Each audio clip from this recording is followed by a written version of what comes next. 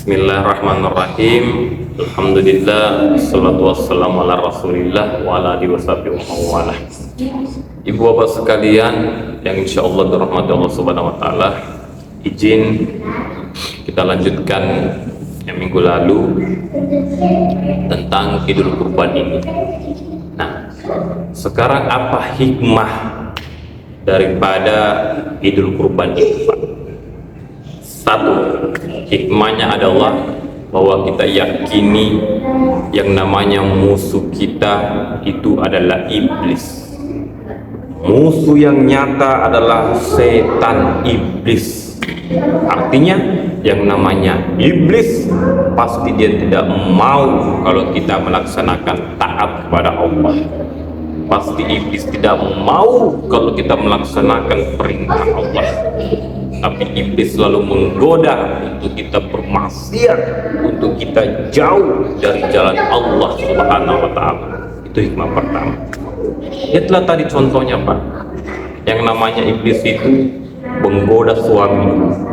Suami tidak bisa digoda, pergi ke istri. Istri tidak bisa, pergi ke anak.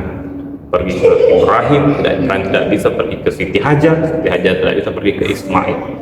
Keliling dalam rumah tangga, Pak, untuk menggoda kita, menghancurkan kita. Nah, contoh lagi ketika azan, as-salatu khairun minan naum. Bunyi suara masjid. Bunyi suara masjid. Situ iblis masuk, Pak. Menggoda, kita sudah bangun, digoda lagi. Belum, masih azan. Akhirnya kita tertidur. Bangun 6:30. Berhasil iblis menggoda. Tidak, pergilah kita sholat berjamaah, sholat subuh. Tapi kalau toh kita berhasil bangun, iblis tidak berhenti. Dia goda kita di mana? Dia goda kita pada saat berwudu. Akhirnya ketika kita berwudu, Pak, salah-salah cara tak berwudu. Kita berwudu, misalnya diajarkan dalam Al-Quran berwudu itu dari tangan ke siku begini. Apa yang kita lakukan dari siku ke tangan? Nih. Di mana siapa ajar berwudu seperti itu? Dia kasih salah-salah wudu tak? Atau paling tidak kita berwudu sambil berbicara, sambil terima telepon. Akhirnya wudu tidak sah. Kalau wudu tidak sah, biar 1 jam kita sholat, tidak ada gunanya, Pak. Kenapa? Karena wudunya kita yang salah. Di situ masuk iblis. Nah, tapi kalau misalnya wudu kita bagus, sesuai sunnah, iblis tidak tinggal diam. Dia goda lagi kita pada saat di dalam masjid. Dikatakan tidak usah sholat sunnah, waktu sudah tidak lama lagi. Tidak usah sholat sunnah, iqamat sudah tidak lama lagi, digoda lagi kita. Akhirnya kita tidak sholat sunnah. Kalau misalnya kita sholat sunnah disuruh percepat sampai tidak ada tumaninahnya. Nah, tapi kalau misalnya sholat sunnah kita bagus, khusyuk, sholat kita baik, sholat fardu kita lancar, akhirnya iblis tidak tenang, tidak diam lagi. Diwujudkan kesombongan dalam diri kita sehingga kita merasa sombong. Luar biasa. Lihat sholatmu yang paling sempurna, gerakanmu yang paling sempurna, yang lain salah. Diwujudkan kesombongan, Pak. Banyak itu orang sombong masuk dalam masjid, dianggap dirinya saja yang paling benar, lalu dia salahkan orang.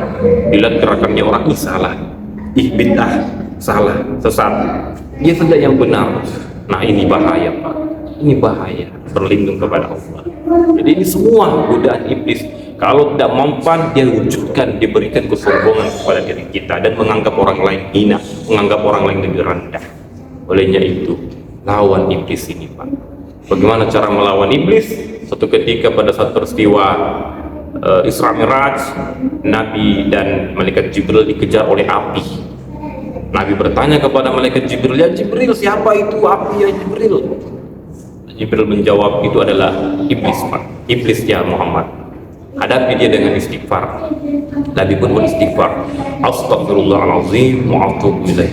La ilaha illa anta subhanaka inni kuntu minadz zalimin." Beristighfar, akhirnya api itu mengecil. Istighfar, akhirnya api itu menghilang. Artinya iblis dilawan dengan mengucapkan istighfar. Ingat Allah, la ilaha illa anta, tidak ada Tuhan selain Allah. Subhanaka inni kuntu minaz zalimin, sungguh saya menzalimi diri saya sendiri.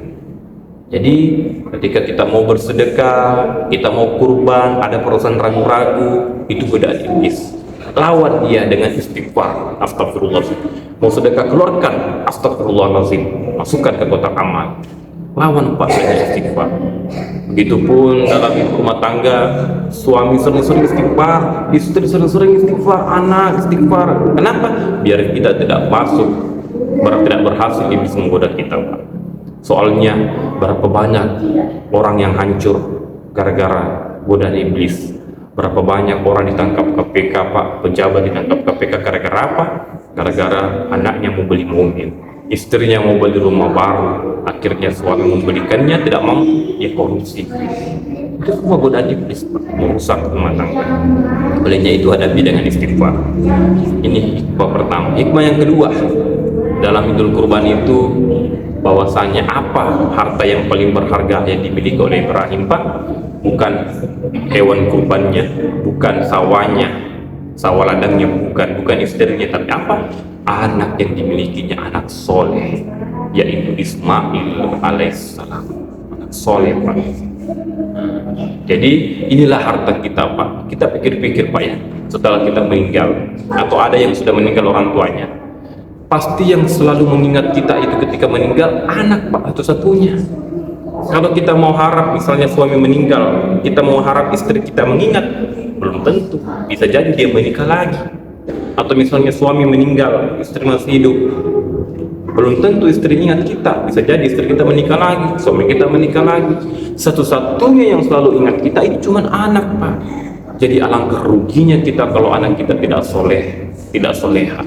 Tapi sebaliknya beruntunglah kita, meskipun kita sudah meninggal, tapi didoakan oleh anak soleh dan soleha, sehingga kita terus mendapatkan amalan meskipun jasad ini sudah berada dalam kuburan. Masya Allah. Olehnya itu cek anak-anak kita sekarang bagaimana. Jangan sampai kita rajin ke masjid, kita rajin pengajian, tapi anak kita di luar, kita tidak tahu kondisinya. Anak kita di luar menjudi, anak kita di luar narkoba, anak kita di luar berzina. Na'udzubillah min zalim. Pak, hati-hati. Anak itu, Pak, tanggung jawab, akan diminta pertanggungjawabannya nanti di akhirat. Olehnya itu, yang namanya, kalau mau anak itu berhasil, Pak, resepnya satu, jangan dikasih makan uang haram. Jangan dipandai uang haram, Pak. Kalau mau anak kita berhasil mendengar apa-apa, mendengar bacaan. Ada anak, Ustaz, anakku saya bandel, Ustaz. Cek, Pak, bagaimana makanannya. Jangan sampai yang kita kasih makan itu uang haram, uang hasil korupsi. Hati-hati. Kemudian yang kedua, kalau anak mau berhasil, ajari dulu agama, Pak. Ajari dulu keyakinan kepada Allah. Bagaimana cara mendidik anak? Buka Quran surah Al-Luqman ayat 13 dan seterusnya. Di situ diajarkan, ya bunayya wala tusyrik billah. Wahai jangan anakku, janganlah kau duakan Allah. Artinya diajarkan dulu anak keyakinan, Pak, akidah, agamanya diajar. Tidak perlu anak kita jago bahasa Inggris, jago matematika, tidak perlu. Tapi dia tidak tahu mengaji, dia tidak tahu sholat, dia malah sholat, dia tidak pakai jilbab. Apa gunanya, Pak? Tidak penting itu, Pak. Yang penting itu dia harus tahu dulu sholatnya benar, ngajinya benar, dia pakai jilbab. Itu dulu yang kita perlu mantap, Pak. Tanamkan keyakinan akidah yang pada kuat pada anak, Pak. Urusan rezeki itu gampang. Rezeki itu Allah yang jamin. Yang penting ini kita buatkan dulu agamanya anak-anak itu, Pak. Apalagi di zaman sekarang ini banyak sekali godaan. Buatkan dulu keyakinannya, Pak. Dan insya Allah dengan keyakinan itu nanti akan membentuk dirinya sebagai anak yang soleh dan soleha. Itu, Pak, mendidik anak. Olehnya itu kontrol anak-anak kita, awasi anak-anak kita. Kita jadi kepala sekolah anak-anak kita, kita jadi rektor bagi anak-anak kita sekalian. Kemudian yang ketiga hikmahnya adalah mari berkurban. Ayo, Pak, berkurban, kesempatan emas, Pak. Bisa jadi tahun depan kita sudah tidak bertemu lagi dengan Idul Kurban. Olehnya itu tahun ini kita berkurban, Pak. Kurban kita berkurban itu, Pak. Hewan kurban itu akan nanti menjadi saksi di akhirat, akan menjadi saksi bahwa kita sudah beramal soleh. Dan dengan kurban itu Sebelum, kata Nabi, sebelum darah itu jatuh ke tanah, terlebih dahulu datang ampunan dari Allah. Masya Allah, luar biasa kelebihannya. Olehnya itu Pak, jangan tidak ada langsung tidak berkorban Pak. Yuk berkorban Pak. Berapa? Tidak bisa satu sapi 7 orang Ki. Tidak bisa sapi kambing Pak. Berapa sih? 2 juta. Masya Allah. Itu 1 tahun. Bayangkan, uang rokok tak berapa, uang pulsa tak berapa. Kita beli pulsa 100.000 per bulan kali 1 tahun, itu sudah dapat kambing. Apalagi ini merokok, mohon maaf Pak ya, merokok. Berapa rokoknya per hari? 20.000 per bungkus. Kali 30 hari 600.000 kali 1 tahun. Masya Allah, itu sudah bisa dapat satu sapi. Jadi jangan sampai panas sampah malaikat mati merokok. Giliran rokok enak dibeli, gampang dibeli, lancar dibeli, tapi giliran untuk berkurban cuma sekali sekali. Hati-hati, asap bagi malaikat mati. Hati-hati. Yang namanya merokok itu Pak, hati-hati Pak ya. Berniat berhenti Pak. Dari guna gunanya itu rokok Pak. Itu yang kita hisap itu Pak. Urusan kesehatan itu seperti menzalimi diri kita Pak. Al-Quran berkata, janganlah kau zalimi dirimu, janganlah kau jatuhkan dirimu kepada kebinasaan. Itu kalau kita begitu seperti kita binasakan diri kita Pak. Kemudian apalagi yang namanya pabrik rokok itu Yahudi yang punya Pak. Tidak ada orang Muslim itu ownernya rokok. Kita cek di Google, saham-sahamnya rokok itu semua Yahudi yang punya. Dan bahayanya, siapa yang siksa saudara kita di Palestina? Mereka lah para pemilik rokok, Yahudi. Orang-orang Yahudi yang siksa saudara kita di Palestina. Jadi kalau kita beli rokok, uang rokok itu dia pakai itu untuk menyerang Palestina Pak. Innauzubillah min dzalik. Tidak ada bagusnya. Jadi kita niatkan berhenti Pak. Ada yang bilang, Ustaz, rokok itu mubah Ustaz. Iya, sebagian ulama mengatakan begitu, tapi semua ulama Timur Tengah mengatakan haram. Dan kalau saya cek, ternyata ulama-ulama kita yang mengatakan itu mubah adalah mereka yang ternyata dia sendiri yang merokok. Jadi sumbangkan Pak, kita niatkan berhenti, lebih baik kita pakai uang itu untuk berkorban. Saya alhamdulillah, seandainya saya merokok Pak, saya tidak bisa lanjut S2, saya tidak bisa selesaikan S2. Alhamdulillah, saya mengerti, kita paham Pak, bahwa yang namanya uang itu nanti dipertanggungjawabkan. Nanti Allah tanya, ini uangmu pakai untuk apa? Masa kita mau jawab, saya pakai untuk rokok ya Allah? Jangan Pak. Alangkah bagusnya lagi kalau ditanya, ini uangmu pakai kamu untuk apa? Saya pakai lanjut S2 ya Allah, saya pakai ke pengajian ya Allah, saya pakai bangun masjid ya Allah, saya pakai kurban ya Allah. Itu luar biasa Pak. Jadi itu akan diminta pertanggungjawaban. Olehnya itu, mari kita berkorban Pak.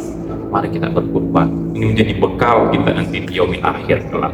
Ibu bapak sekalian yang insya Allah rahmati Allah, inilah dosia singkat kita seputar hikmah berkorban. Semoga kita bisa amalkan dan praktekkan, dan insya Allah nanti kita menjadi manusia yang ikut dalam berkorban. Wabillahi taufiq wal hidayah. Wassalamualaikum warahmatullahi wabarakatuh.